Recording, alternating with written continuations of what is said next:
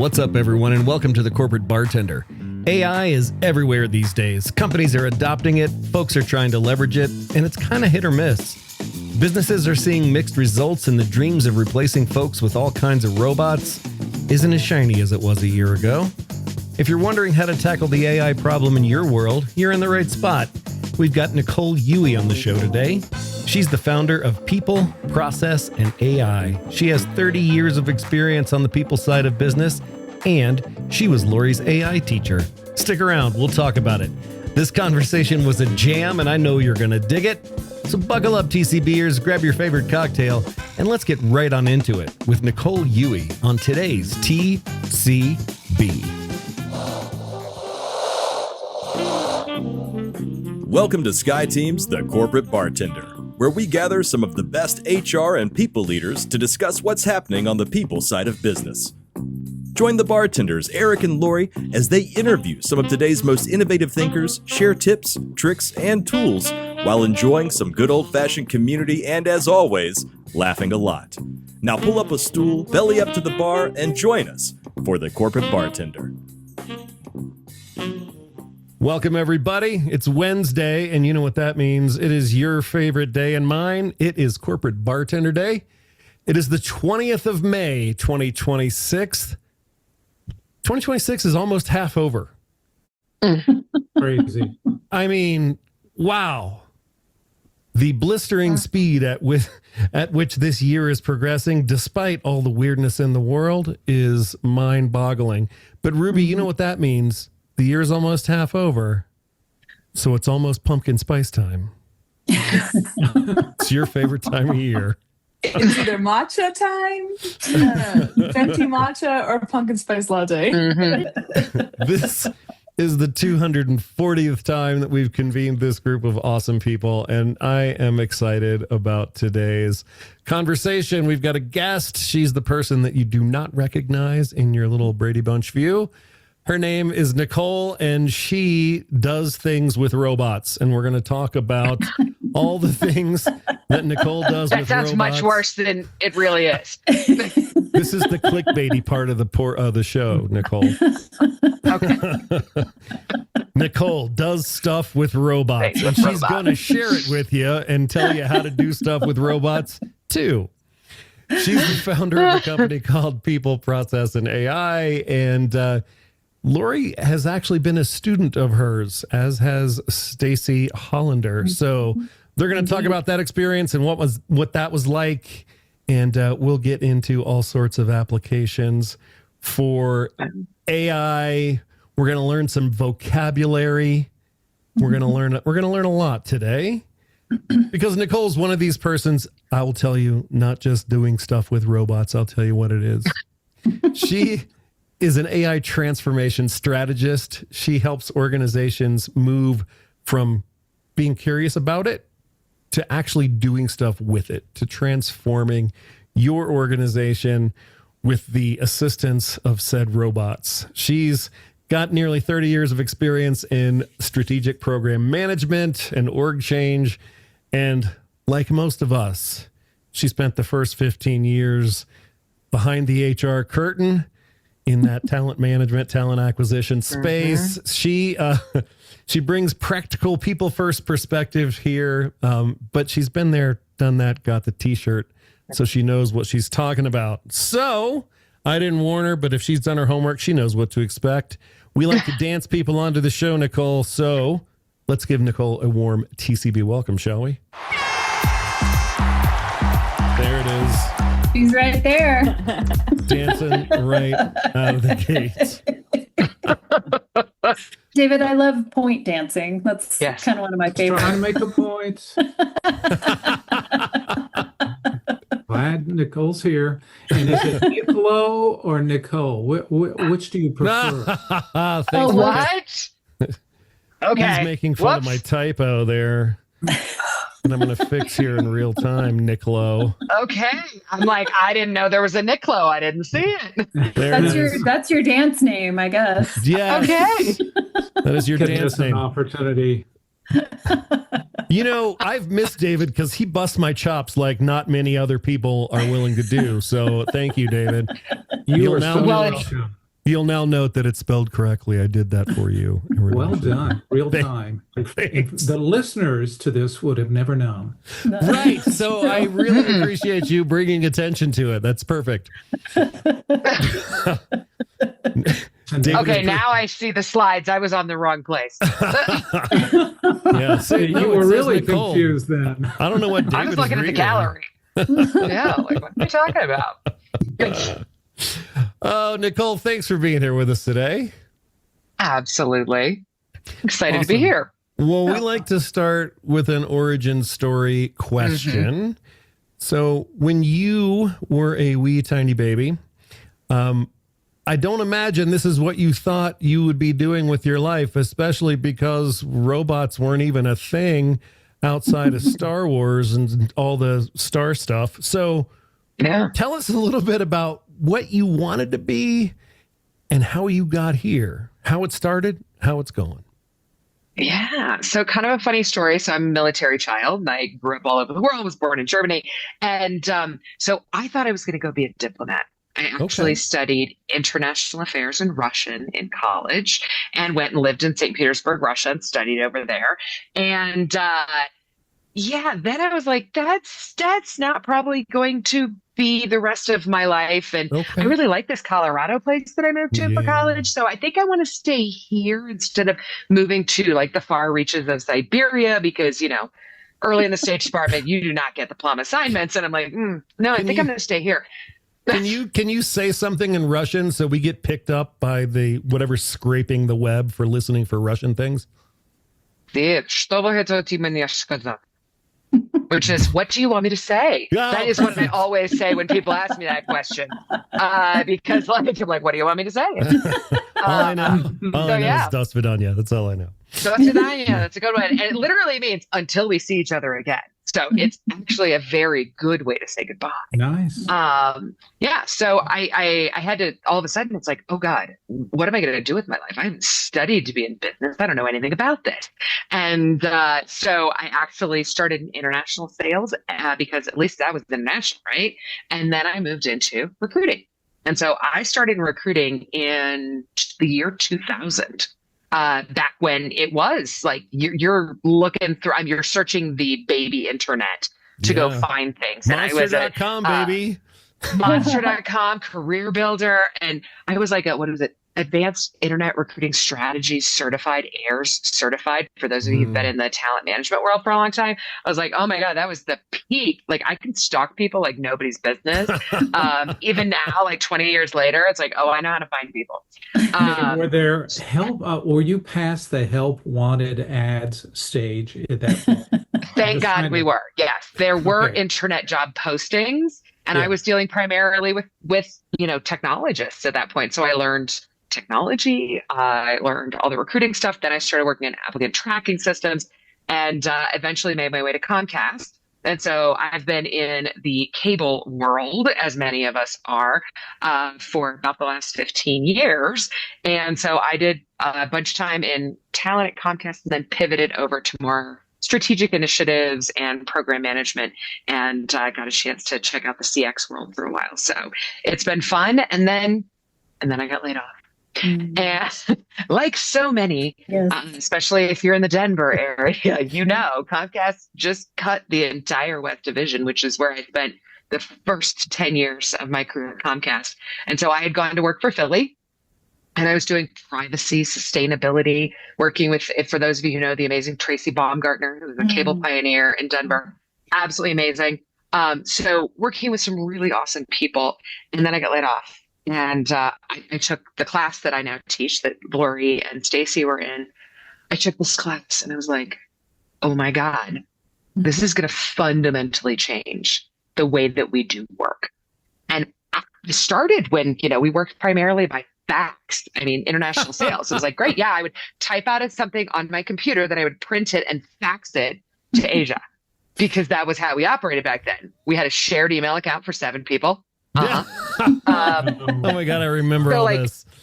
Yes. And I'm like, I say, it's like, I'm not as young as I look. Please just say I look young. Everybody go, oh yeah, God, no, you totally don't like your age. Thank you. Debbie says that all the time. Yes. And so it was one of those things where it's like, I've seen the changes. I watched the technology changes. And my first recruiting job, our tagline for knowledge workers was people, process, and technology. And I was like, y'all, the equation has changed. It's people, process, AI. And that is what I named my company after. And I was like, this is going to fundamentally change things. And this is going to take a lot of work to get people into this new way of working. And what is that going to look like? I don't have all the answers, but I'm ahead of a lot of other people and I want to have.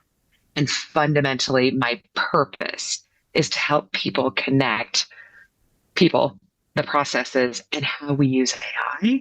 Because, we say like, you don't want to make a broken process faster. Someone said like, oh yeah, don't pave the cow path. And I was like, I'm so using that again.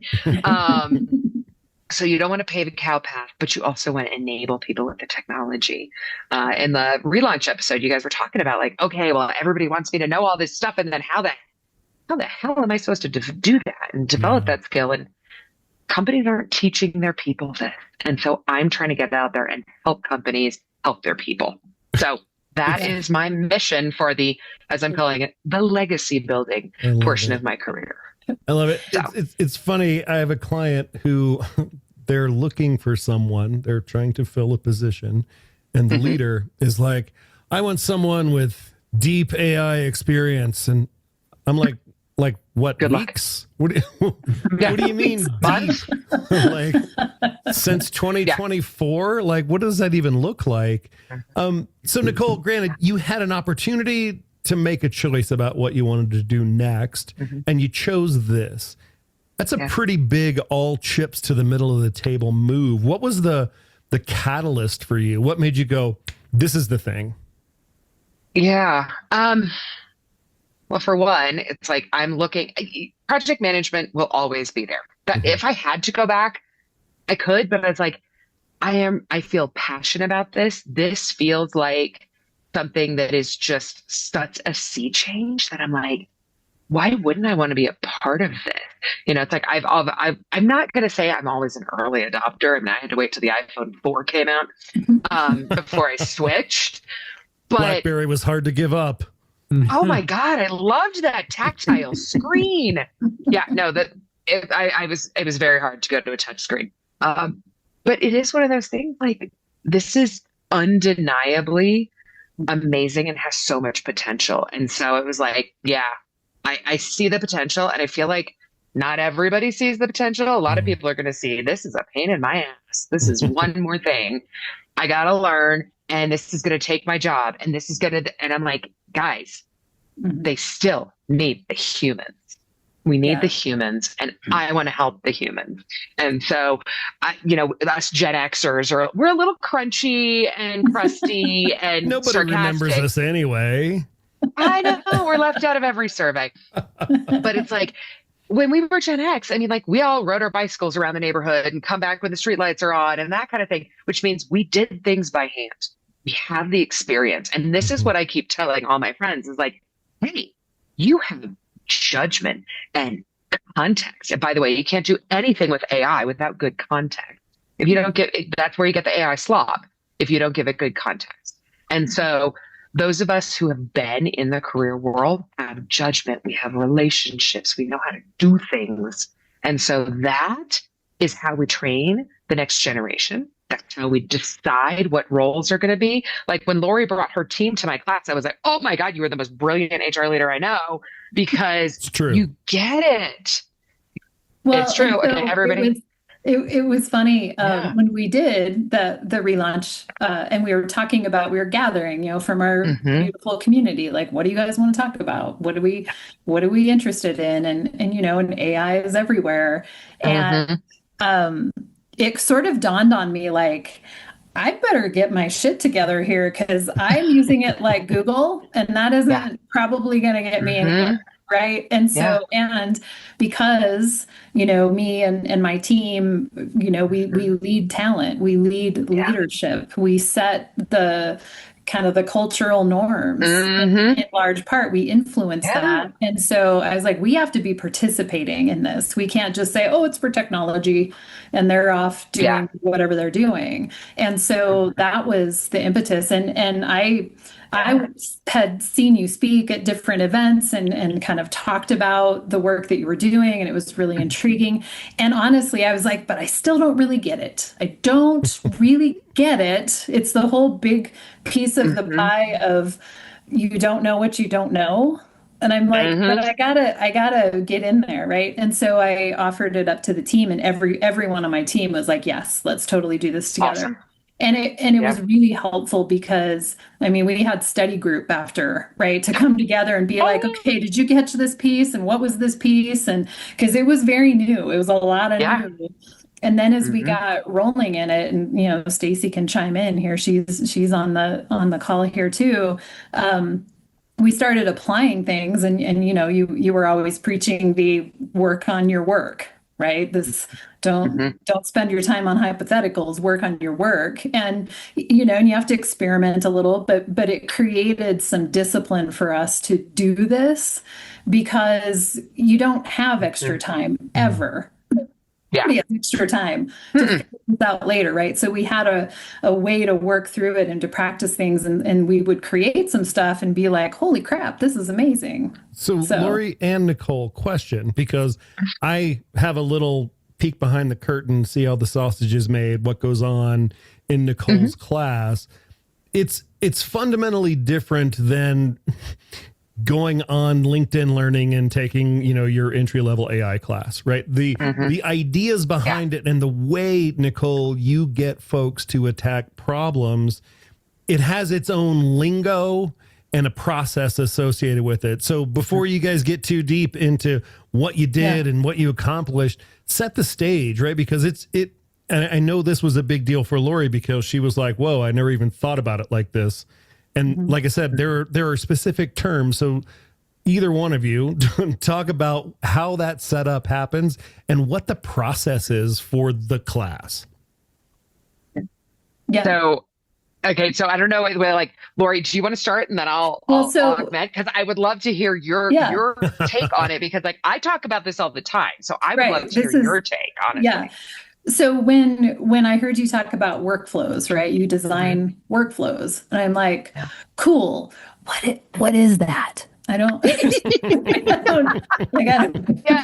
It seems good. Great idea. But thumbs up. But what exactly? Right. And so, you know, and I knew like prompts, right? You write prompts and then it gives you answers, and right. But I was like, I don't really quite get it. And so when we started talking about, right, and it's a cumulative, you know, kind of effort, it's a AI black belt, right? So it goes through and you build, right? And you learn.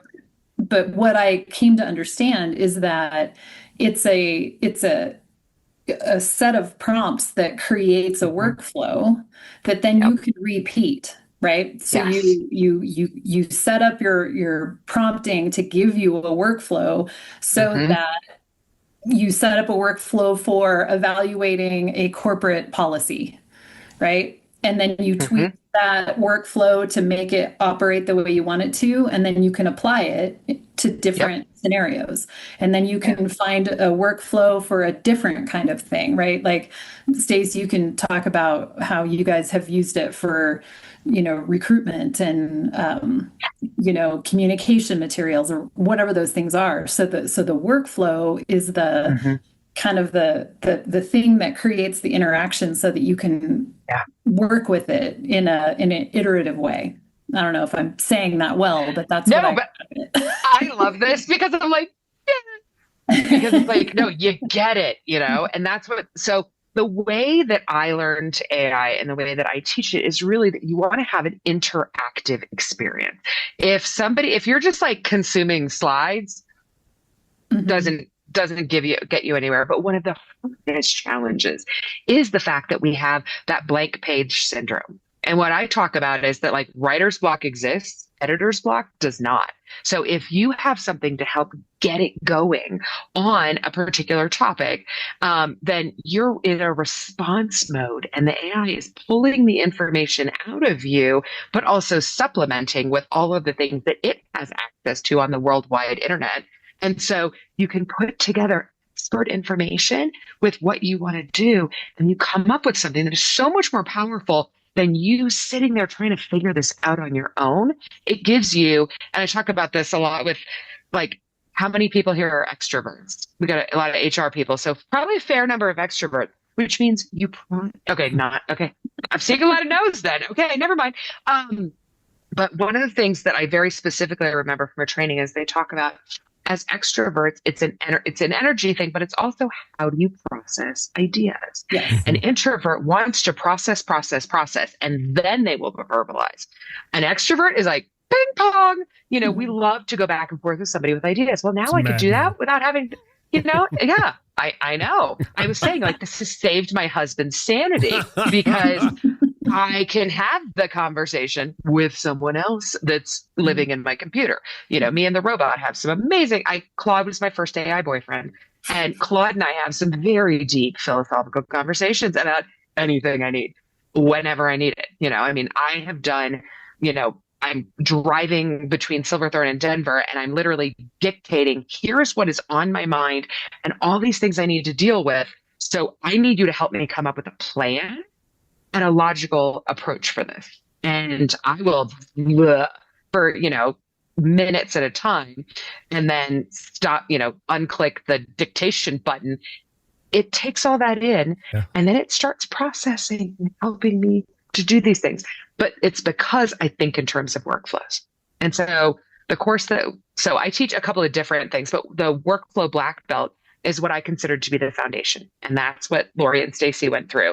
And we start with simpler problems. We look at like, what are inputs and outputs? And then we start getting into goals and plans, critical thinking, involving experts. Then we start getting into like, okay, what does the process look like? What does the process look like if you take every person of the process and have AI be that person and not that person, but role in a process? What would happen if you could bounce this across multiple experts to solve a problem? But you could do it in 20 minutes, maybe an hour at the outside. Versus the full day. That was really cool in that context of you give in the workflow, you assign Claude or your choice, LLM of choice, a role, right? And then you give it parameters of what do you want it to help you with, and then it can pass it along to the next phase of I need an expert for this part of it, and you work through that, and when you're ready, then it moves you to the next expert, and you set up however you want that to go. But then it also gives you this layer of now create a communication guide for this audience, create a change leadership roadmap for introducing this change into the organization, right? And so, it's just this beautiful stuff coming out, right? And it's high quality work. And that's the point I like to make to people. Yes, there is AI slop out there, but when a human is in the loop, and human in the loop is so incredibly important, but when human is in the loop, that also means it is not quality that you would not let go out. So if you don't compromise your standards, then it's not going to be AI slop because you know better. Yeah. Can I ask Stace, something? what? Oh, sorry. Yeah, David. I feel like I was left hanging, Lori, a moment ago when you said, Stacy, tell us about how you've been. I was just going to say, like, Stacy, how have you guys used it? I can't wait, because some of the things that you're responsible for, it sounds like I'm really curious. So I'd be happy to share. So with recruitment, right, you get hundreds of resumes, and as we're going through and looking at all of these and trying to figure out what's the fastest way I can decipher this information and get a summary over to the hiring manager. So creating prompts where we could load in 20 resumes and the job description and say, summarize this for me, put it on a chart, it pops it out. And we're like, yes, this is something that would have taken me so long to do. And of course, we look at it and review it and insert our own comments and things like that too, but it makes it a hell of a lot easier and where does a ton of time. So where does ATS end and AI begin? Or are you finding some embedded AI solutions within some of the ATS tools, or have you got that far with any of the ATS? So Laura, you can speak to this too, but like within our ATS, it's the AI that's within it isn't the best, not yet anyway. So we're just kind of getting into the middle of that and playing around with what we can to help us be as efficient as possible. Another place where I found great benefit to it, just from just general process and things that you're like, do I have to really do this right now? Job descriptions. Yeah. So I was wondering when that was going to come up. Huge help and pointing out where there might be gaps. We have competency-based career ladders within Cable Labs. So loading that in along with job descriptions and talking about this is the level we're looking at. What are we missing? What are our blind spots to consider? We're all really good at behavioral interviewing and teaching our employees about that. But AI kind of helps take it to the next level when we get really specific about what the role is. So also sharing that with our interviewers, that you can use that as a tool, is something that's really important. Are you using it as a first stage screener? Because some of the bigger tech companies are literally having an agent serve as a initial means of contact, which, you know, my head explodes thinking about, not because I'm resistant to the technology. I grew up in technology. It's all I've known for 30 years in different companies. But since recruitment is the first point of contact with a company's culture, a sense of how things work there, and you have an AI agent representing the interests of a company. So but hopefully you haven't gone that far. David, it sparks a question. I've been thinking about this too. Isn't that essentially the same, an evolved version of keyword filters that went into the initial ATSs that would blackball a resume if it didn't have the right stuff in it? I'll let the pros answer that. I have a point of view on it because I'm sure AI, even though we know it doesn't have a human nuance to it, it is powerful enough to where it can go much further into discernment and layering questions based on how responses are provided, as opposed to, just a simple parsing or an ATS looking for keywords, which now sounds so minimalistic. Well, and I remember when that was a thing, a new thing, and the company I work for had Brass Ring, and it was terrible. Oh, I used to work for them. Yeah, Brass I Ring worked was for terrible Connexa at keyword filtering. Yeah, it was. That's fair. Well, and so David, we're small.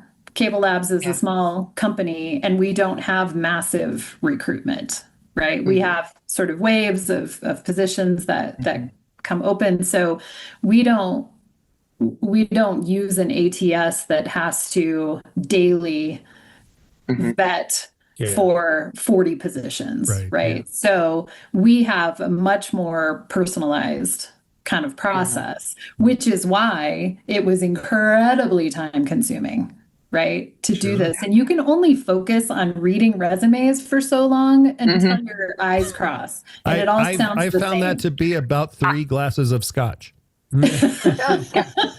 I used to like printing them out because somehow it was easier when they were on paper and then they just went into one stack or the other. That was my process. And it totally unsustainable, horrible practice. But my God, it was easier. It doesn't scale. But that's the thing where I think, so David, I'm curious if what you heard was, doing that front end screening to narrow the pool. Because right now it's the unfortunate consequence. And I went back to like what people were talking about on the relaunch episode is, it's like getting in It really requires network. And that's everything that I do in my business is through my network and organizations and industry. And because then it's people you know. And when you come in as a known person, I think it's a very different thing.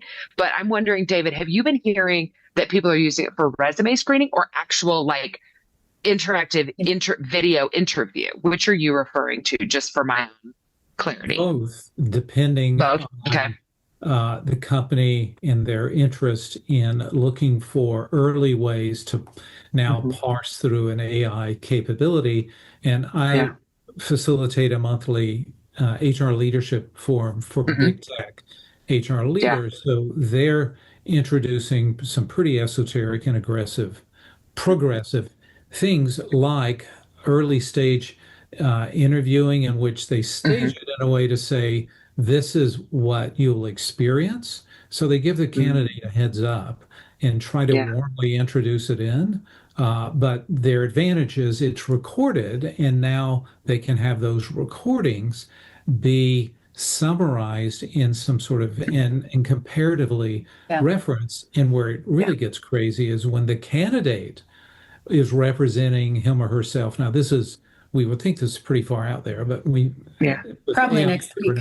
But the candidates are representing themselves through their own form of an AI agent. They probably think, well, they'll consider me really cool for this software gig if I represent myself in this way. So, I mean, the handcuffs are off, no pun intended, when it comes to usage and building it in to the recruiting process in a variety of ways. It's well, and I think that's also going to depend. I think you pointed to it in the beginning. It's the first contact with a company in terms of a feel of their culture and what they value. Right. And so those changes, those choices that an organization makes are on purpose or not, hopefully they're paying attention. Right? But those choices that they make are going to set a tone, because I work with a gal that I was her mentor for a while, and she was going through the job search process, and she had a fully automated interview with AI, and she was like, no, thank you. I don't want to work for a company that doesn't even want to hear my voice. It has me imagining now, like, how many robot to robot interviews can agentic Eric do if I was looking for a job? I could deploy my agent to go do the first pass interviews with the company's AI. I mean, well, and it's nuts. I've talked to people I'm trying to remember, I think it was Turnberry Group, and one of their guys was telling me, it's like, you don't even know if the people, especially in the technology field and where you have a very international relation, he's like, sometimes I worry if I'm even talking to the right person, because you don't know if they're sending someone else to the interview. And then we hear like the person who showed up on day one is not the person that we actually interviewed. So there's been some of that on the human side that's a little questionable. But I would also say one thought that I'm having as we're talking about this is, having a recording. I do record a lot of my calls, and that's actually very helpful, because then it's like, okay, this would be where I think we're coming out of this. What have I missed? Like, did you pick up anything that I haven't thought of? And then, because I do any proposal I make, and also any education I do custom for a company, I build in their context and what is important to them and what pacing works for them.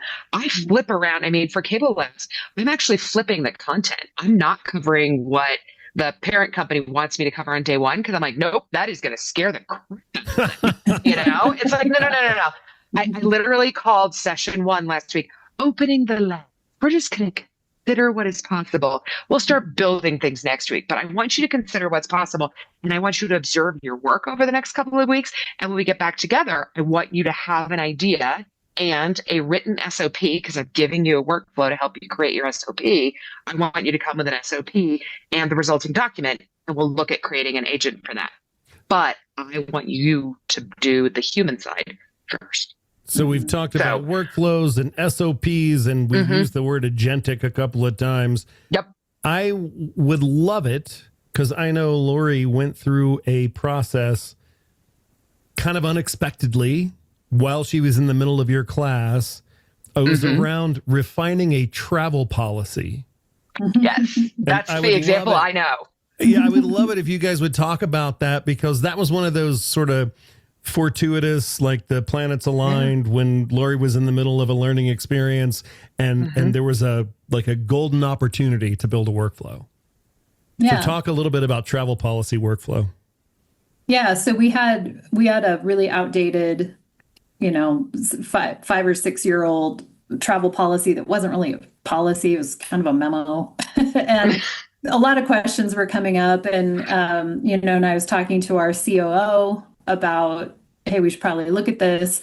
And I'm like, well, hang on, I have homework to do for this class I'm taking. I do give homework. Right. I think this will fit, right? This experience I'm trying to learn and understand.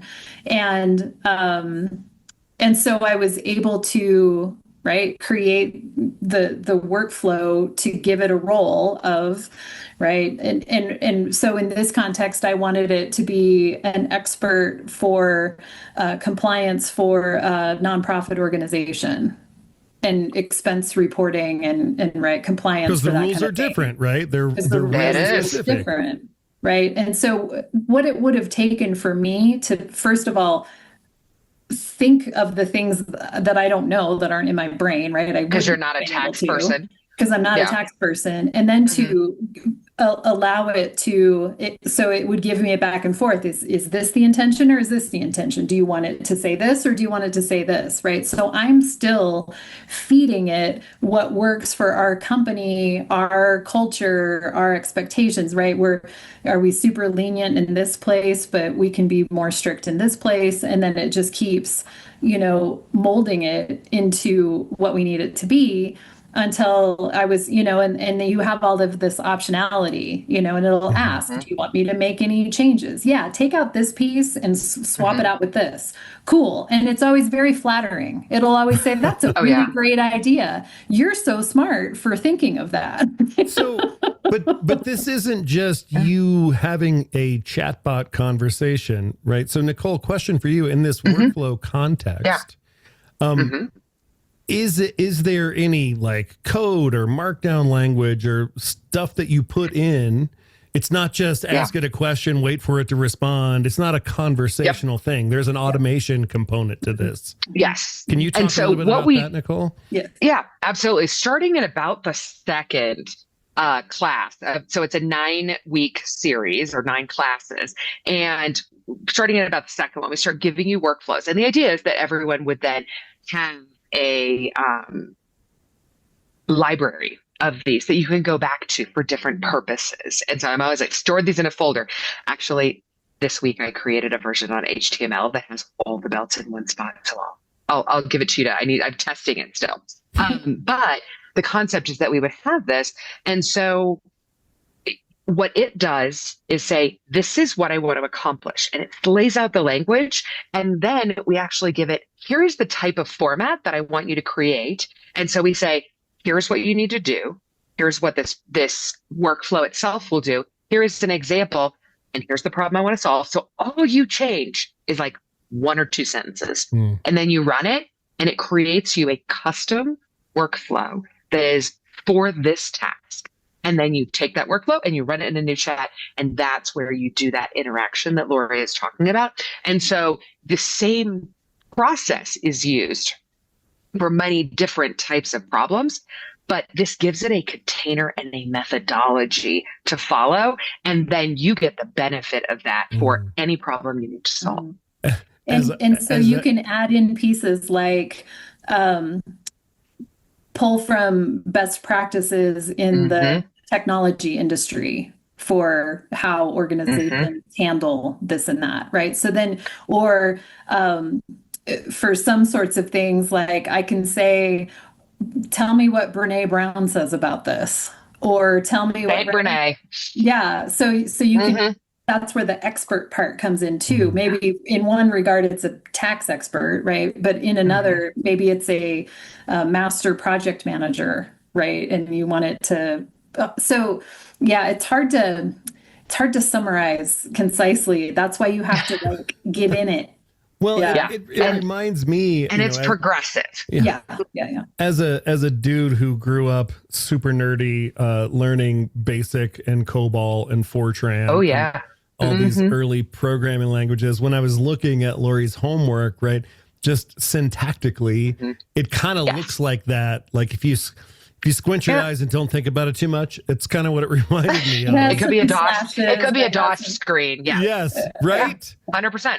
Yeah. That is what it is designed to do, because then it's talking to the computer in a way that the computer understands. Correct. Which is exactly what you were doing. That was a really good parallel. And the beauty of how this jump started is you get some templates essentially, right? So I didn't have to figure out how to write. Like I still don't. I don't write code. You don't need to. I have no idea, not a clue. Wouldn't know the first thing. But I've got these templates, and then I can say, all right, now I can customize. I can pull this piece out of here, and I can put it with this one, and then I just have to change what problem am I trying to solve, right? Or and then you load in. Here's the context. To your point, right? About this is what I need you to use in order to go through this workflow.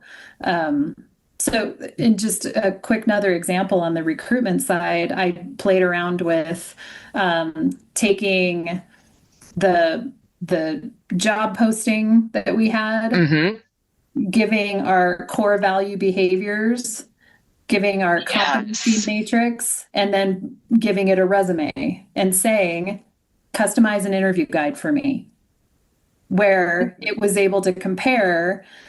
Here's the resume information. Here's the job description. Here's all the other stuff. And it finds, right? Here's all the things that show up as gaps that you're going to want to ask questions about. Here's all the things that are very well aligned, that are a very good match for this. Here's some language that you might want to probe into for behavioral, because you're not seeing it in what they're writing. So you need to ask these things, right? So those are the kinds of things where it's all of these multiple pieces, and it comes out so quickly, and then you modify it based on what you need to do. Right. That's a classic example. I often use the term, if it's used well, like you just described, Lori, that AI can get you 80% there, then you need a 20% human intervention. 100%. Round it out, get the nuance right, and all the other considerations. Here's another example.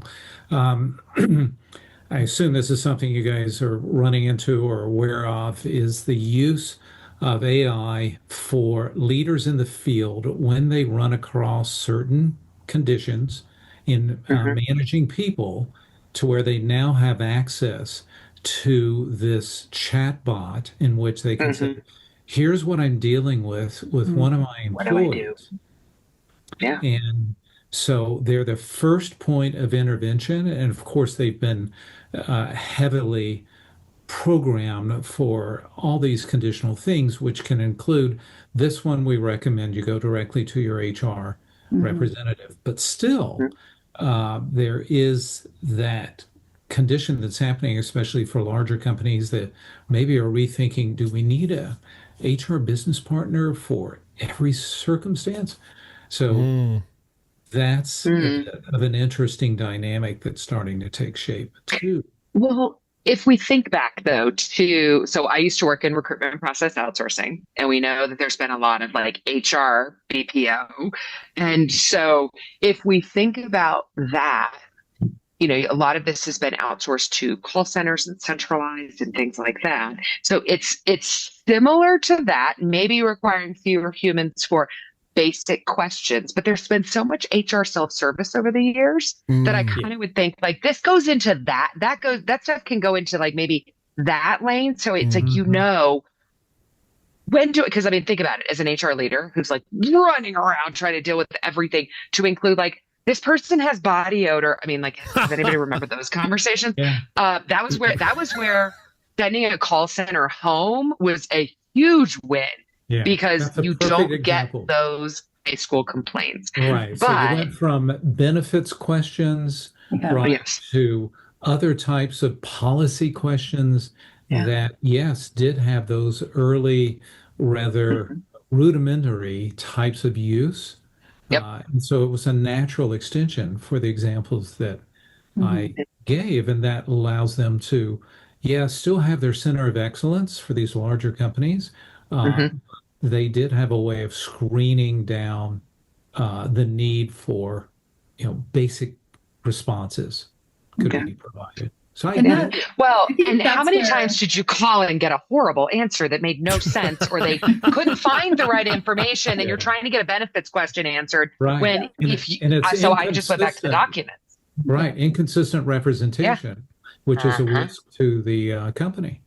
And that's where I think that's the swing to, we're going to automate everything and we can cut our workforce by 20%, and then they swing the pendulum, and then it's like, this is crap. We actually need more people to be able to do this well, right? And it's kind of a whiplash situation. But I think while there is certainly spaces where there'll be fewer jobs for humans to do because of AI, I think the big scare of like what half the jobs are going away because of automation, I don't think it's going to get that extreme, right? Because they've been talking about this since the 50s. That like, all the home automation is going to make, the homemaker's life so much easier. That didn't really happen the way that they thought that was going to go. So, well, I'm just saying, a lot has changed. I think about it a lot like this. I mean, I remember coming up in HR at the time of the business partner, when this was the new model, right? I entered the HR world as a generalist, and back at the tail end of personnel. And, right? I was just going to say, when it was personnel administration. Right. Yeah. So this business partner thing, I was super jacked about it, right? I went to business school, and I thought if you implement that correctly, best seat in the house. It was terrifying to old school HR people who came up as personnel generalists because they did not have business savvy. They couldn't read a P&L. They didn't do anything beyond move this piece of paper from left side of desk to right side of desk. So it was completely terrifying. And here we are, almost 30 years on, HR is still here. It looks different. There's BPOs now, and we outsource a lot of stuff, and we have, centers of excellence David mentioned, right? We have places where employees go for stuff that they used to go to just quote unquote HR for. This is kind of the evolution of that in my brain. Like AI can enable HR departments to do things that it just couldn't do before because it was too busy dealing with bullshit benefit requests that take an inordinate amount of time. Strategic now. Yeah. Well, we've talked about that forever. Yeah. But what's interesting, and Nicole, you had an article you published or that you shared as part of your newsletter that was kind of looking at a survey of like 95% of companies have deployed AI, and like 25% of those employees know what the hell to do with it. Yeah. The rest of them are like, and that's the thing is that this companies aren't training people. It's huge. Yeah. Well, I'd like to add something. Go ahead. Sorry. Stacey, have at it. Good, Stacey and David. You have to have a little bit of patience, and you have to get in there when you're really digging in on something. Like I've spent hours going back and forth with the thing to the point I've had to put in my settings, help me stop overthinking. Smart. Because I'm going down the rabbit hole. Everyone here who knows me well know that's a problem for this girl. So it helps me out a lot. And at one point, it actually, Claude said, "No more, Stace. We're not doing it. So you go on because," and it confirms like your instincts are good. You've got this right, and so on and so forth. But it can take a while if you're going deep on something, and if you have the patience for that, and if you can be really nail down how explicit you need to get in your prompting, the better your responses are going to be. it can be really exciting. And that's the secret sauce of getting it to where you can repeat, right? You can use it over and over. You don't have to recreate the wheel every time. And that's what the workflows do. Yeah. Yes. And the other thing I will tell you is, the workflows that you guys were using. And so, like we said, this is a progressive thing, and your AI, you start to establish that relationship. You can put guardrails in. Like, I have friends who are ADHD and they're like, stop giving me other things you can help me do. I need to stay on task. And so that is part of the thing with a workflow is it is a 5-step thing. So or a 6-step or a 7-step, whatever it is that's going to take you through this process. So it knows the last step is always producing a final deliverable for you. So it will go through, I need to do this, and then this, and then this, and then this, and then we can do the final deliverable. But it keeps you on task. Yeah. And I think that's an important thing. Yeah. You got it. David, what was your question? Well, I was about to share. I'll still share, but we've been referring to Claude quite often. I think what makes Claude such a useful partner is it has this almost warmth of language that Yes. in its interface, which Can't draw pictures for shit though. No, I go back to ChatGPT for those. Yes. Yeah. Fair enough. But Or Gemini. What I was going to just offer up is there's such an acceleration of this technology for business and societally to where we can point to when the commencement speakers are making their speeches now, and if they reference that AI is going to be the technology solution of the future, they've been booed. Have you heard this story? No. Yes. Repeatedly. Yeah. They're getting, I mean, you can just. Gen Z is actually one of the most resistant. That was, in your article, Nicole. Yes, it was. And to be fair, I was commenting on an industry study, and that study is showing Gen Z will actually subvert the work of the AI because so many of them are afraid that they're going to lose their jobs, that they're not going to have careers. And so like in the class, one of our things, we were diving deep on like, what does this look like? What does this mean? What does this mean for our children? None of us want the work world to just go away. Like, no, we have a vested interest, but let's look at it the right way. It's like, okay, people who are proactive, they compound their advantage. People who are not are actually subverting their capabilities. Yeah. And you're the adult in the room saying these things, and the reason why I was bringing this up, it's so accelerated. This time a year ago, I can assure you there was not the booing in the commencement speaker moments. That's how rapidly it's pushed its way in so many different forms. We're talking about it excitedly, with some reserve along the way, but it is so powerful. But they're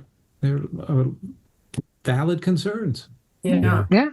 I think something I'm sorry, I know we're running out of time here, but go ahead. Lori and I ran into someone on the team that you're working with right now, Nicole, this morning. Said, hey, what'd y'all do yesterday? And if it's okay for you to share what you're doing, she shared the LinkedIn process and what you're working on, helping them how to kind of future think about their skills and stuff. Would you mind?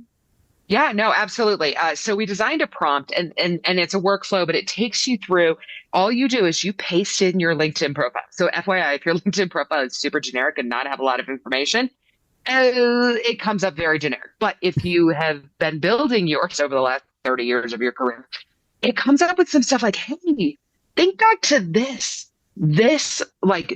work that you did in international has led you to understand relationships and different types of people. And then this part of your career, and it really talks about like you have been building your skills throughout your career. I am happy to send Lori and Eric. I will send you a copy. And I'll send you a copy and we'll put that out there. I can publish it on the page or something and give a link. Yeah, absolutely. I'd love to. It's a nice little, and it comes out in my branding. It's all like navy and cute. And that's the thing with all these workflows. now your Claude Cowork or your ChatGPT Codex, and I try to be LLM independent because FYI, I was all about ChatGPT last year, and this year it's all Claude. Right. And Claude was my first AI boyfriend, as I mentioned earlier. I started me and Claude go way back. And so it's like they leapfrog each other all the time. So I never want to tell anybody like this is the one because it's going to continue to change. But now, if you have Cowork or Codex, or even I think Copilot agents could do some of this, it'll produce you an app. It'll produce you a website. You can have an HTML that does things. I created my own CRM that I literally said, hey, here's some screenshots of what I want to do. I would need you to create this. And I spoke it into existence. Wow. And it is a fully contained HTML of my CRM, of what's going on in my sales pipeline, and it's, as someone who's never sold before, it is blowing my mind. You vibe coding freak, Nicole. Exactly. I mean, if you know me, I am not a coder. And that's what I tell people. I have never coded a single line of code in my life. Eric, you're ahead of me on that, But I can produce something real damn pretty to include my entire website.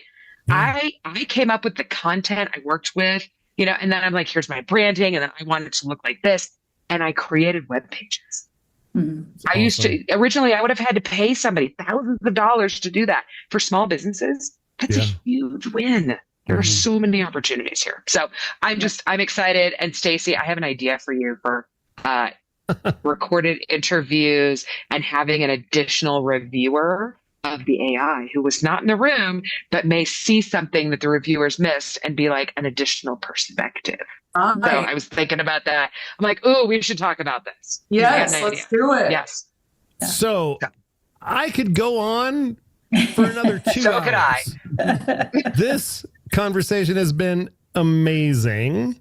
And I just want to say Laura had put a couple things in chat, and she put an NPR article referencing what David was just talking about the booing. And she has a question for you, Nicole, which prompts me to my segue here. Do you do closed classes in companies, or is it open enrollment, or both? And how much does it cost? Is there pricing on your site, or is that a mystery that she has to talk to you about? No, absolutely not a mystery at all. I do both open cohorts. I actually started one last week. If I have enough interest, like I could start another one next month if we need it. But I also do it within companies. Like I've got 4 people from a global engineering firm in my current cohort, and they're like, okay, we want to test this out, and then we want to use this for our champions. Yeah. And so we're going to put them through this program, but let's take a look at like what resonated the most and what do we need to add. And so I take you all the way from touch this stuff to I can create my own agents in a 9-session program. And you also get office hours every week, so you can just think through like, hey, how would you approach this? And we talk through things like that on office hours. And so the pricing for that is on my website. And so yes, I can absolutely do that. Awesome. And I work with companies. Where do we find you on the worldwide interwebs? It is www.peopleprocessai.com. Awesome. And you're on LinkedIn as well. Of course, I'm on LinkedIn. I would love to connect with everybody. And frankly, I would love to join the TCB community if you'll have me, because I feel like you're my people. That's Lori's jam. She's in charge of the list. She is the big bouncer at the door. Yes. I've got some favor with the bouncer. That's right. Indeed. That's right. Nicole, thank you. Nicole Yue, everybody. This has been super fantastic. Thanks, Nicole. And it's so funny, Lori, it reminds me of back in like 2020, 2021, when we had Evans Mayhew on. Oh, yeah. And he was talking about AI, and everybody was like, what the fuck are you talking about, scary. dude? What is this you're saying? This is like voodoo. People were like, it's never going to happen. And he's like, listen to me, people. Within 5 years, and here we are. It's about 5 years. 6 years, when we had him on. And wow. Yeah. It's funny. Oh, there you go. Yeah. Oh, that's funny. He actually Ikigai. He messaged me today. I'm like, oh, the internet and the universe is vibrating in series here. Yeah, Yes. I just wonder. I wonder what ads are going to come up on Facebook now, since I've been sitting here. It's going to be all Great eavesdropping. point. Yes. Oh my gosh. This has been fantastic. Thank you so much. Lori, Ruby, anybody, any final sort of questions or thoughts here? Anything you want to put in front of Nicole before we move on to last call? I've said a lot. So. I'm energized by it, and I've been really diving into it probably the last like 6 months and really elevating the work. And I'm just now using it. I'm developing a team development session, and integrating a lot of components, and it's just really powerful. And now I'm getting down to, okay, how do I want to coach the leader on what to say at the beginning of the session? So, so it's all these extra things that I couldn't do capacity wise before. So it's almost like I'm doing the same amount of work, but it's deeper and more strategic, more thoughtful and connected. I don't know. So I'm excited, and I want to take your class. I love hearing that. And I would love to have you in my class. I do this as a cohort so that people can have good conversations. That is half the fun, whether it's your work team or whether it's you're meeting new people. I mean, like, I have people who had a conversation in yesterday's class, and now they're planning like an offline get together to share experiences. And I'm like, yes, this is what we want. Share. Yeah. Winning. And not the Charlie Sheen way. I was going to say that we should transition to funny things if we're going to drop Charlie Sheen, because that's what we do. All right. These are just dumb things from the internet that made me laugh this week. Funny thing number one, as Lori and I are planning a trip, a pretty significant trip this summer to the Nordics. This picture made me giggle. Why you shouldn't wait until retirement to travel. Oh, yeah. It's a couple in a gondola in Venice, and they are fast asleep. The gondolier is smiling, and he's not rowing. He's just sitting down. Paid napping. Yeah. This one's for Nicole. It says, programmers worried about ChatGPT, and it's two guys with nooses around their necks. And then the bottom frame has one guy smiling, looking at the other one saying, mathematicians who survived the invention of the calculator. First time?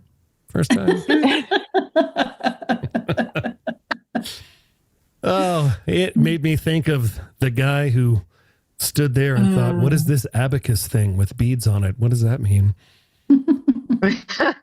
Florida man. Oh, Florida man. Florida man was arrested for trying to joust a moving car with a pool noodle while dressed in homemade aluminum foil armor. Yes. I wonder what he was doing about 15 minutes before then. Crystal. What he was ingesting, perhaps. Yes. I'm going to go not even once. Meth. This one is for Ruby, and because it looks like Corey, $25 for a cat bed. She chose a dustpan. I love kitties. Nice and small. This one, the penultimate of the day. It's my boyfriend's birthday today, and this is the card he received from his work colleagues.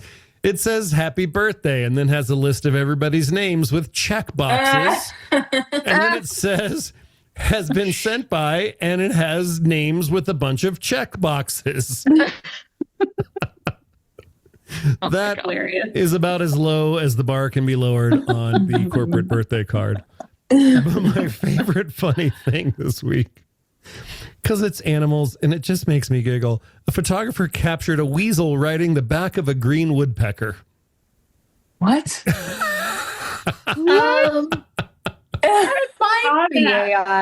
AI. One would hope. But I leave it for you to decide. I'll leave it for you to decide. Like what? It reminds me of the what is it, the getting on the back of the frog and across the river, and that parable. I don't know. Weasels. That was it. No, I think you're talking about Frogger. That was the 1980s Atari game. Today's Good Feel story is a homegrown story. This is a Denver, Colorado story. Every week, making us cry. Love it. Why? Oh my God. Yeah, you're missing out, YouTube. Stop with the copyrights.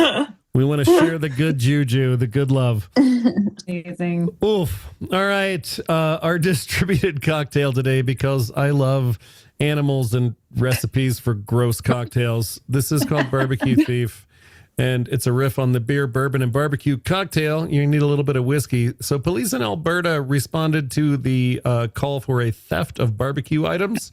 You need an ounce of honey whiskey liqueur. The cops are good sports. An ounce of barbecue water. Barbecue water is just watered down barbecue sauce. Gross. Yeah.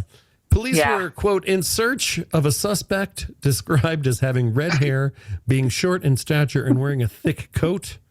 A little bit of orange juice. The suspect was released without conditions and a full belly. And you see here in the picture a red fox with a mouthful of hot dogs. He's got about 6 of them in his mouth. Impressive. It's not just cats that steal food off the counter. It's foxes that steal it off of a hot barbecue grill. Oof. Hey, sometimes your cocktails look amazing. That one I don't want to I don't think that's going to happen. pass. There's been so many cocktails that I'm like, that's just gross, but it fits the theme of the news article that I found. Because you would be surprised, pairing news with cocktails, not as easy as you would think after 6 years. Thank you so much for joining us today. If you had a good time and learned a thing or two at today's happy hour, please share it with your friends. If you want to join our tribe, head on over to skyeteam.cloud/TCB or email us at info@skyeteam.com. That's SKYE team.com. Thanks again, and remember, you've always got friends at the Corporate Bartender.